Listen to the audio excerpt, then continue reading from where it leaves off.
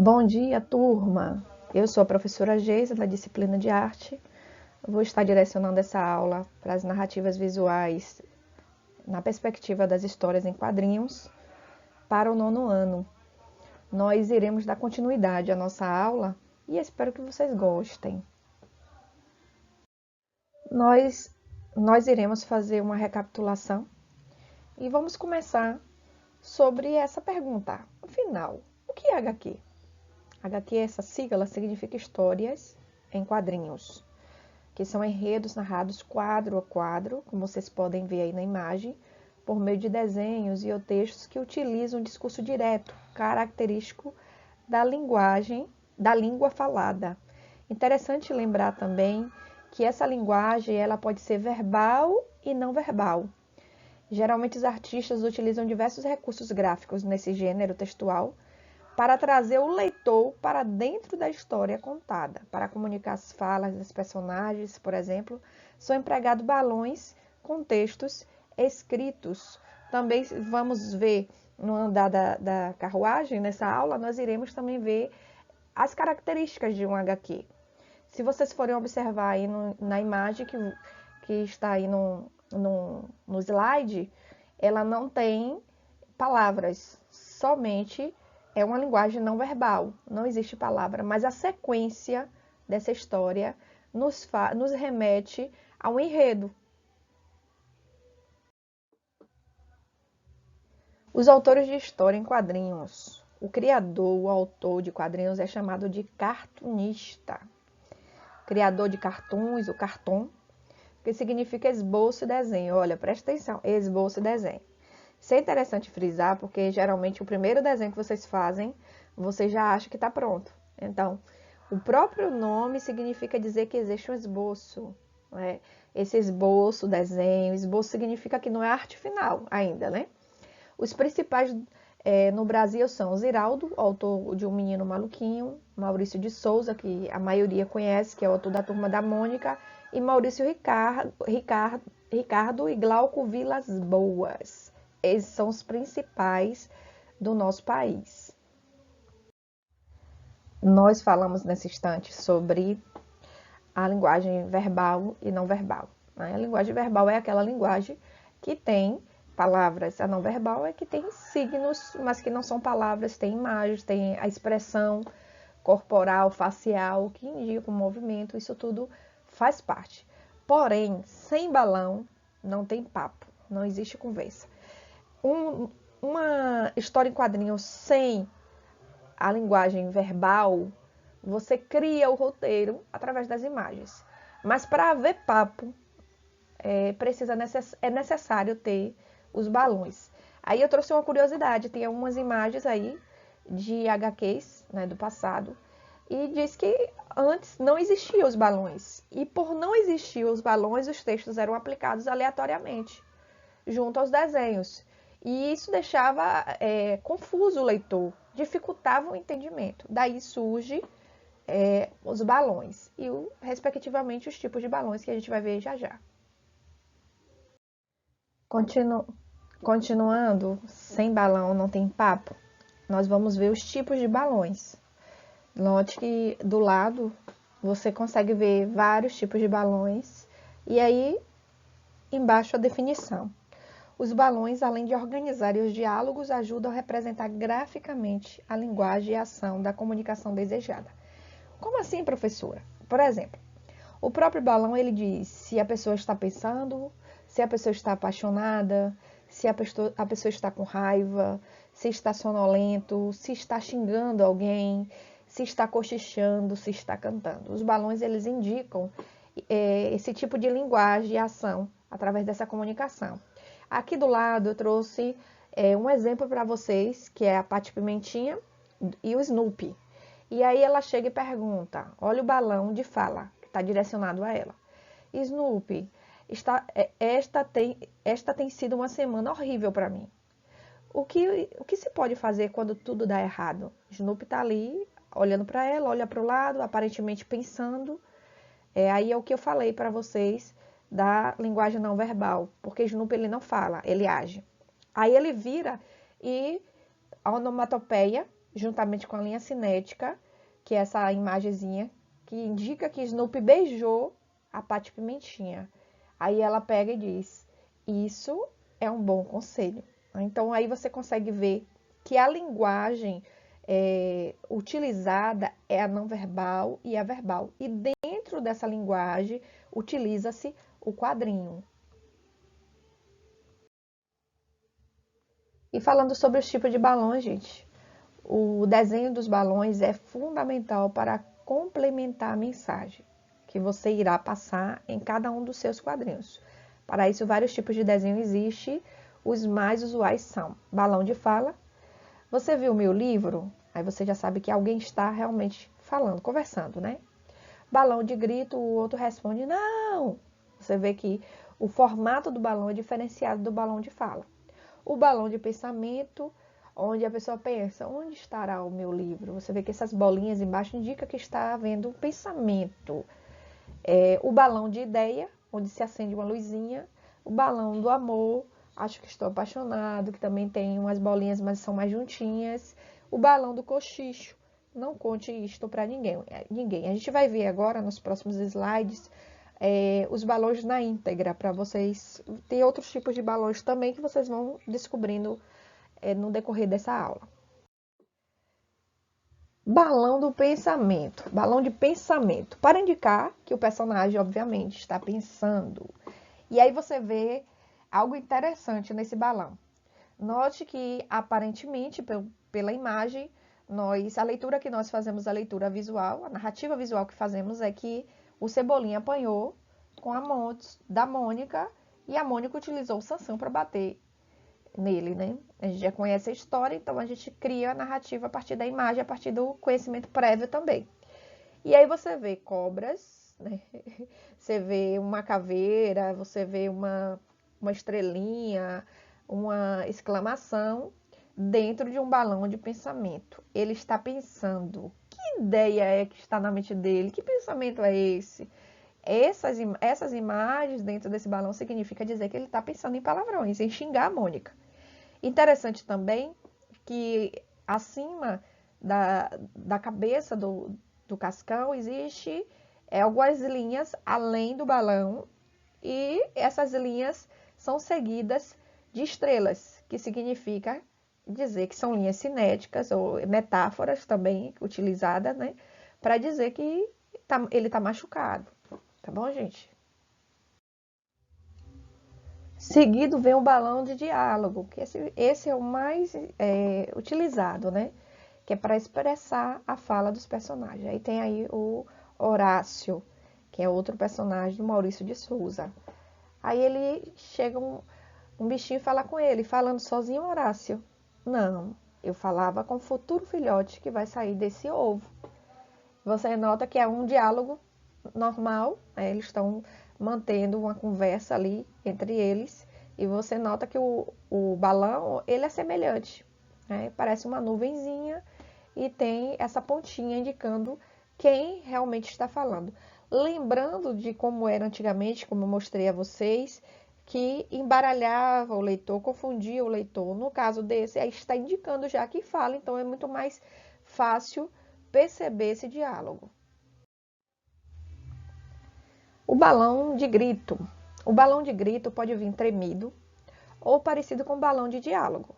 Mas o que realmente o diferencia é o negrito das palavras, ou seja, as palavras são mais escuras, estão mais em ênfase, né? Então, isso diferencia bastante. Ou o fato de elas estarem em um tamanho maior que as outras. Aí você nota que os dois quadrinhos que estão aí, está havendo um grito. O primeiro, o Cascão aparentemente muito maior do que a Mônica, né? Isso deve ser um sonho. É isso aí, Agola. Você não tem mais nenhuma chance. Não, não diga, não, não. Aí ela grita, né? E a gente percebe que o Agola dele é bem mais alto e o não diga, não, não também. No outro quadrinho diz, eu estou fazendo natação, por isso que ele deve estar forte, né? E aí ela grita, não. Então você percebe que aí o balão do grito, ele vem tremidinho, né? Parece um balão de fala, porém ele vem num formato diferente. E as letras estão mais em ênfase, estão em negrito, né? Porque às vezes o tamanho é até maior, como esse não da Mônica do segundo quadrinho. Interessante também lembrar as linhas cinéticas, que são essas linhas quando ela grita, indicando que ali está tendo um movimento dela e também do dedinho dele no primeiro quadrinho. Balão de coletivo, para indicar várias pessoas falando juntas a mesma coisa. Olha aqui, aí já é um outro quadrinho do Pato Donald, né, e os seus sobrinhos. Tio Donald, você está pronto para a festa de aniversário do Gastão no sítio do vovô? Os três falam a mesma coisa. Então, existem as pontinhas indicando que eles estão falando ao mesmo tempo a mesma coisa. Aí o Donald responde, uahaha, quase, meus anjinhos inocentes, quase. Aparentemente o Donald está fazendo alguma armadilha aí para levar para o aniversário. Um outro balão é o balão duplo, que é para dar continuidade à fala. Observe que está aí o Chico Bento com seu amigo, que também é personagem do Maurício de Souza, e ele está falando a mesma coisa, está dando continuidade, a fala é grande no mesmo balão, mas é um balão duplo. Mas eu não subi na goiabeira, subi no Zé Lelé, porque tem uma placa ali dizendo proibido subir na goiabeira, mas não é proibido subir, né? O entendimento é que é proibido pegar a goiaba. E ele se faz de esperto, utilizando esse balão duplo, que também pode ser utilizado por vocês. Vamos lá, gente. Vamos lá, pessoal. Construindo um personagem. O primeiro passo da minha atividade que eu passei com vocês foi que vocês construíssem o personagem de vocês. Aqui está o Edgar. Note que inicialmente está o esboço do Edgar, e é interessante a gente frisar bastante nesse esboço, que não é o primeiro desenho, você precisa estar melhorando seu desenho, criando. Você vê que o Edgar ele tem várias formas aqui do ladinho, do formato da cabeça, ele de costa, ele de lado, ele triste, ele curioso, ele olhando para o lado. E também do corpo, que tem ele de costa, de ladinho, mais à esquerda, e depois ele aparece de perfil, e logo em seguida a arte final, que ele aparece de frente. É interessante a gente frisar que na construção de um personagem, precisamos sempre pensar como é que vai ser essa figura. Se vai ser um animal, se vai ser um vegetal, se vai ser um objeto animado, que fala, que se move, se vai ser, como é que vai ser a imagem dele, como é que vai ser o perfil, a roupa dessa pessoa, pensar na personalidade, de que forma é que o meu personagem vai agir. Será que o meu personagem é um super-herói? Não, meu personagem é alguém tímido. Meu personagem vai ser, por exemplo, um robô. Então, é necessário a gente imaginar, primeiro fazer esse esboço para depois fazer esse desenho. Né? Fazendo logo e criando. Você precisa primeiro pensar antes de construir. Eu acredito que todos vocês já tenham feito isso. Né? Ainda pensando em construir um personagem, eu trouxe aqui já outra imagem de esboço, tá, gente? Para vocês perceberem. Lembra que eu passei uma atividade para vocês criarem no mínimo 6 a 7 posições do seu personagem. Aqui é um esboço também criativo, né? Criando uma menina, e aí você vê de frente, vê de costa, vê 3/4, e aí ela vai melhorando embaixo. E do lado, você já vê o trabalho final. Então, toda a história em quadrinho, ela necessariamente precisa passar por esse esboço, tá certo, gente? Então, se lembrem disso. As características desse personagem, elas precisam ser bem marcadas, tanto física como a personalidade. Considere também que, em geral, eles são traçados de maneira simples, mas com algum elemento exagerado. Aí você percebe aí, a cabeça da menina é bem grande, né, avantajada, mas pode ser um nariz, pode ser uma perna fina, pode ser um músculo. Vocês vão escolher o que exatamente será de acordo com a criatividade de vocês. Agora nós iremos falar sobre a onomatopeia. A onomatopeia é uma figura de linguagem, né? É o som da HQ, da história em quadrinhos. Vocês vão ver isso, a onomatopeia como figura de linguagem em língua portuguesa.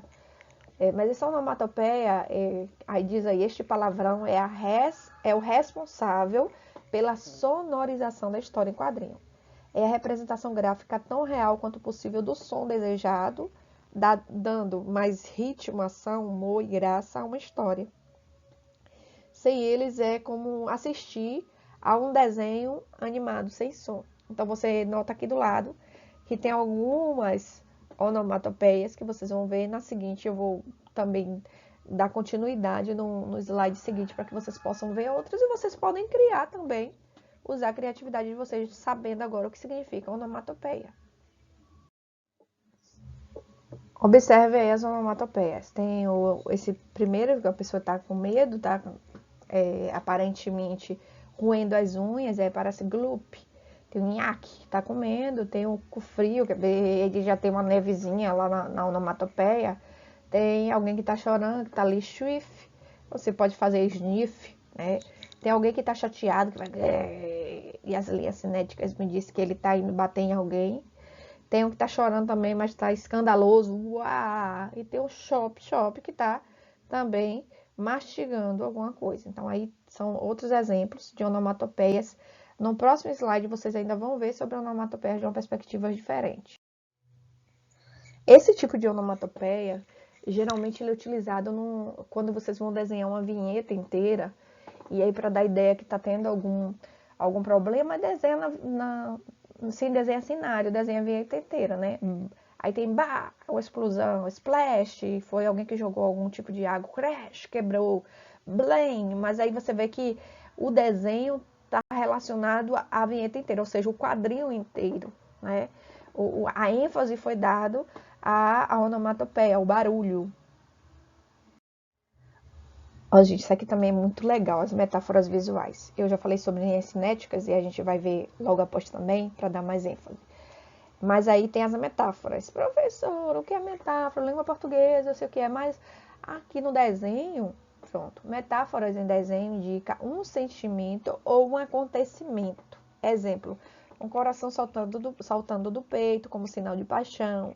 Notas musicais indicando um assovio, música, etc. Se você for olhar aí a Mônica, ela tá dançando com o Cebolinha e tem a metáfora visual que tá me dizendo que existe música. Essa metáfora visual é essas notas musicais. Professor, isso não é uma onomatopeia, não?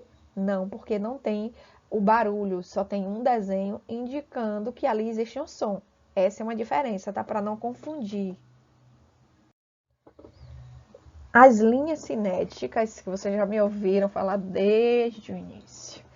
Aí vocês percebem que está escrito riscos que indicam movimentos. Tem a Mônica, que está olhando rapidamente para um lado e para o outro. E essas linhas que estão em volta do rosto da Mônica são linhas cinéticas. No quadrinho tem o Cascão não, Cebolinha está mastigando alguma coisa. Aparece duas linhas do lado do rosto do Cebolinha que me indicam um movimento de mascar. E a Magali vem correndo. Como é que eu sei isso, professora, que ela vem correndo? Existe as linhas cinéticas, tanto da fumacinha, quanto as linhas que diz que existe um movimento ali. Então, são linhas cinéticas, para vocês não esquecerem. Toda vez que vocês virem essas linhas, vocês vão saber que são linhas cinéticas. Agora, pessoal, pensando na nossa história em quadrinho. Obviamente que a gente está nesse processo. Essa é a nossa última aula até o produto final. Tem aí a prancha. É uma página de BD com uma pequena margem envolvente. A tira é a divisão horizontal composta por uma ou mais vinhetas. Aí você vê que são 3 vinhetas, no caso as tiras, né? A vinheta ao quadradinho. Aí você vê que tem os tamanhos de quadrados diferentes. Essa é a vinheta. A elipse é o espaço existente entre as tiras e entre as vinhetas, as marcações, que são elipse. O que é que a gente vai utilizar para fazer a nossa? A gente vai usar a vinheta ou quadradinho. Você já observa aí direitinho como é que se faz, tá bom? Gente, importante, quando vocês forem fazer de vocês, façam numa folha de ofício só, tá? De preferência, se for fazer mais, é bom fazer uma folha de ofício só porque a gente vai colocar lá no Padlet para exposição. E utilize réguas, pelo amor de Deus. Eu trouxe aí para vocês um exemplo. Vem a Mônica O que a Mônica tá é numa tira, tá? São 2 tiras, ó. Mas aí existe uma sequência da história. Eu peguei só o finalzinho que eu achei bem bonitinho. Nossa, Mônica, que cala é essa? Aí vem a Mônica sorrindo, né? E andando. No que está pensando? Cebolinha pergunta. E aí a gente vê um coração e ela já maiorzinha beijando ele. Aí ela responde: no meu futuro, Cebolinha. No nosso futuro. Mas aí você vê que é algo que está na mente dela, ele não consegue contemplar. Porque eu trouxe aí para vocês verem como é o desenho em prancha. Aí tá sendo em prancha, né? Que vocês, se quiserem usar prancha, mas eu quero também junto com a vinheta. Outro elemento importante da história em quadrinho, que é o recordatário. São painéis dentro dos quadrinhos usados pelo narrador. Esse recordatário é para você recordar uma cena, um momento anterior, uma lembrança. Por isso que o nome já diz logo recordatário. Enquadramento, pessoal, isso é interessante, olha. Que interessante essa imagem aí. Tem um bonequinho e aí ele vem andando, de repente ele olha para baixo, é totalmente sem linguagem verbal, é totalmente não verbal. E aí ele olha que tem alguma coisa embaixo, você cobrindo os 2 últimos, você vai entendendo melhor, né? Você vai ter mais uma noção. E aí você vê uma interrogação.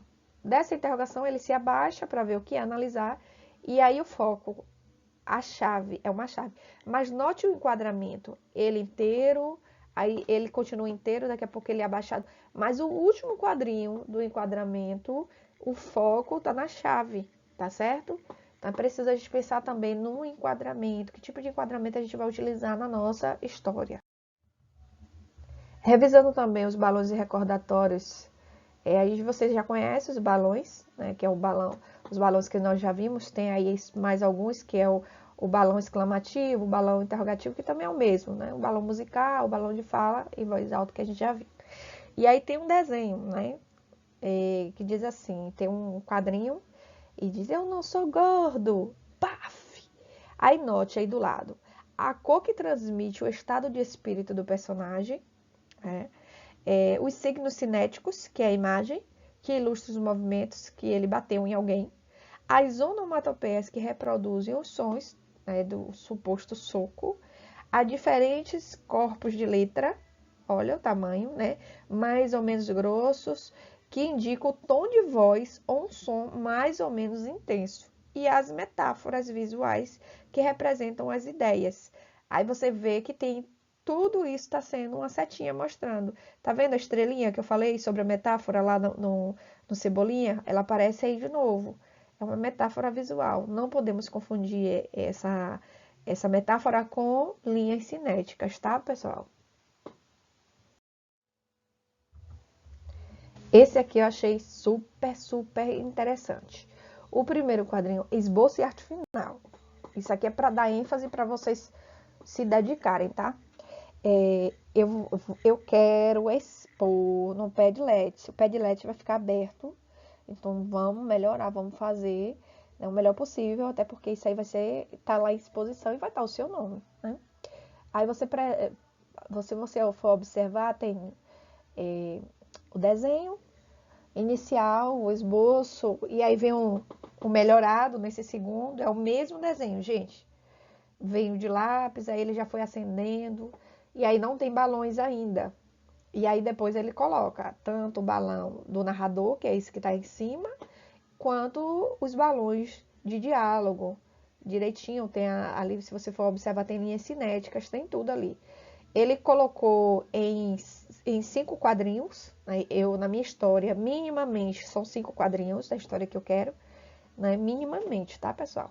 Então, vocês percebem aí a ilustração, começando pelo esboço e finalizando nessa arte final, que é esse último de cá, onde ele já está pronto com todos os quadrinhos, tá bom? Aqui a gente vai analisar, tá certo? Vamos analisar. Tem uma tirinha onde tem o Cascão. O Cascão tá lá, você nota que Cascão toma um choque, porque alguém grita, socorro, Cascão, socorro. Pelo socorro, a gente já percebe que é o Cebolinha, né? Porque ele troca o R pelo L. Só que você vê que o balão de Socorro é um balão mais arredondado, diferenciado do de fala. Ele está aflito. Aí tem as linhas cinéticas, que indica que ele toma um susto, né? Tanto no rosto quanto do lado, ele ficou tremendo pelo susto. No segundo, você percebe que ele está com a língua de fora, o cascão, e tem a linha cinética, e também tem as gotinhas, né? Que significa dizer que ele se movimentou com mais ênfase, correu. Eu não sei nadar, faça alguma coisa. Ele está ali dentro da água, e aí ele começa a ver, você começa a ver as linhas cinéticas também, onde ele demonstra que ele está afobado. E aí ele começa, o Cascão faz: Pai nosso que estás no céu. Por que isso? Porque Cascão não mexe com água. Só que o socorro que o Cebolinha está pedindo é para que ele seja retirado da água. E ele começa a orar, porque ele não vai poder fazer nada, né? Aí o Cebolinha fala: nem assim, quer dizer, nem no momento de dificuldade ele não entraria na água. E você vê que em todos tem linhas cinéticas e os balões são diferenciados. O balão de oração do Cascão é um balão também que ele está aflito. E o balão já muda, o balão do Cebolinha. Na verdade, ali era uma pegadinha, ele não estava afogado nada. E já é diferenciado quando ele fala com o próprio leitor. Agora vamos para o nosso slide final, que fala sobre as dicas para começar a criar uma história em quadrinho. Né? Primeiro, a elaboração de um roteiro, né, ou seja, da história que vai acontecer a partir daquele personagem, se é uma história de amor, se é uma história de guerra, se é uma história onde tem heroísmo, se é uma história onde tem motivacional, uma história motivacional onde tem alguém ajudando outra pessoa, se é uma história baseada na pandemia, baseada na natureza. O tema é livre, você que vai criar, tá? O segundo é: pense na diagramação, calcule quantos quadrinhos sua história vai ter, pense em quantas páginas ela vai precisar, decida também a forma e o tamanho dos quadrinhos. Como eu já falei a vocês, eu quero uma página só porque em 2 páginas vai ficar bem complicado para eu colocar na exposição. Então faça sucinto, né? O terceiro, escolha o cenário, onde é que vai ocorrer, né, essa sua história. Invente os personagens. Além do personagem que você criou, haverão outros. Crie os balões dos personagens, que são as falas. O sexto, capriche no desfecho da história. O final é muito importante. Coloque no final a palavra fim, né, no último quadrinho. E o sétimo, não esqueça do título. Interessante essa palavra fim, porque geralmente quando a gente faz um texto em prosa, uma produção textual, a gente não deve colocar fim. Mas na história em quadrinho você tem que colocar ali embaixo, fim. Interessante também que eu quero frisar com vocês é que lá na página do livro de vocês, da página 40, fala assim: terminado o trabalho, converse com a turma e o professor sobre o que viram na exposição. Essa exposição vai acontecer aonde, professora? Lá no Padlet, que eu vou mandar o link para vocês a partir do momento que eu for colocando. E aí tem algumas perguntas que nós iremos fazer, né, para cada um, para ver qual a melhor história, como ficou, qual foi a mais interessante, qual foi a mais fácil de entender, quais foram os personagens mais peculiares, né, onde tem características que os distinguem dos demais, que personagens são mais carismáticos e mais bem elaborados, e o que pode ser feito para melhorar a narrativa. Né? Professora, se eu quiser fazer a minha história em quadrinho, toda sem palavras, só com linguagem não verbal, eu posso? Pode também, mas ideal que tenha a linguagem também verbal para que a gente possa trabalhar todos os elementos da história em quadrinho, tá bom, gente? Fiquem com Deus, qualquer coisa vai perguntando. Eu vou disponibilizar para vocês aí uma história em quadrinho também sobre a Turma da Mônica já adolescente, para que vocês possam estar lendo pelo celular, possam estar analisando, vendo outras ideias, de repente se inspirando, tá bom? Inspirando vocês a ler, tá bom, gente? Fiquem com Deus, qualquer coisa, pergunta aí pelo WhatsApp. Beijos.